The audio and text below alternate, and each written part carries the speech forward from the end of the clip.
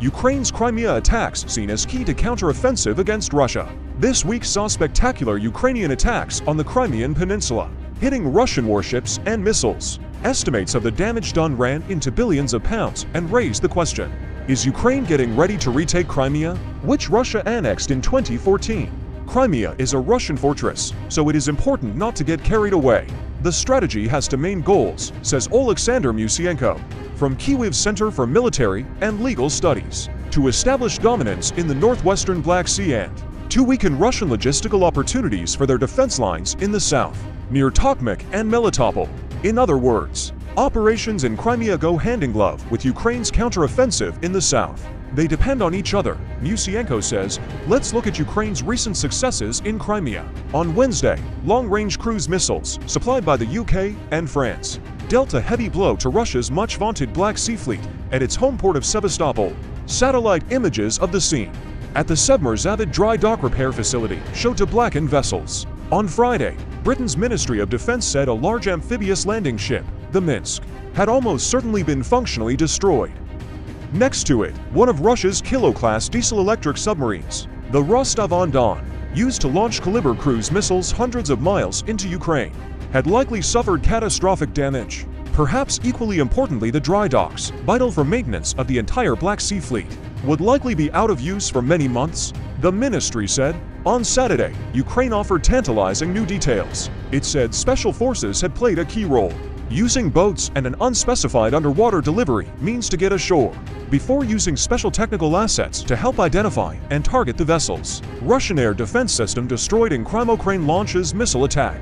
On Crimea claims to retake Black Sea drilling rigs with the fires barely out. In Sevastopol, there were more dramatic nighttime explosions as Ukraine blew up one of Russia's most modern air defense systems, an S-400, around 40 miles 64 kilometers north of Yevpatoria. This was another sophisticated operation that used a combination of drones and Ukrainian-made Neptune missiles to confuse and destroy a key component of Russia's air defenses on the Crimean Peninsula. A significant side note: Russian attempts to use exactly this technique over Kyiv have generally failed, largely thanks to the presence of US Patriot interceptor missiles. Thursday was the second time in less than a month that Ukraine has knocked out an S-400 surface-to-air missile system on the peninsula. On the 23rd of August, at Olenovka, on the western tip of the Tarkhanket Peninsula, Ukraine managed to destroy another launcher and a nearby radar station. Russia was thought to have not more than 6 S-400 launchers in Crimea. Now it has lost 2.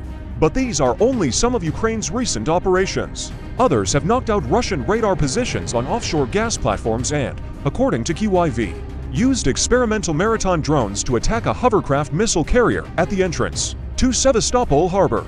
With its air bases, troop concentrations, training grounds, and the Black Sea Fleet, Crimea has been a key target since Russia's full-scale invasion last year. In Crimea, they still have a lot of stockpiles with artillery shells and other types of weapons, Musienko says. And this is the main logistic supply line for them. Over the months, Kyiv's operations have grown in sophistication. From a drone attack in August 2022, which destroyed an estimated 9 Russian aircraft at the Saki Air Base, to the combined drone and missile attacks of today, with more advanced weapons thought to be in the pipeline. Musienko expects Ukraine to launch ever more sophisticated operations when we get ATACMS tactical ballistic missiles from the United States. I think we will try to use, in one attack, ballistic missiles, cruise missiles, and also drones, he says. And that will be a serious problem for Russia's air defense system.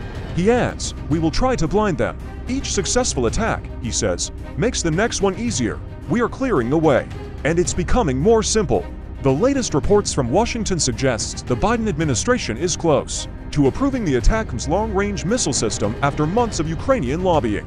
Does any of this mean that Kyiv is getting closer to its goal of liberating Crimea? It's getting closer, but there's still a lot to do, says retired Ukrainian Navy Captain Andriy Rysenko. We need to liberate the Sea of Azov coast and cut the land corridor, he says, referring to Ukraine's slow, grinding offensive in the south. And then there is the Kirk Bridge.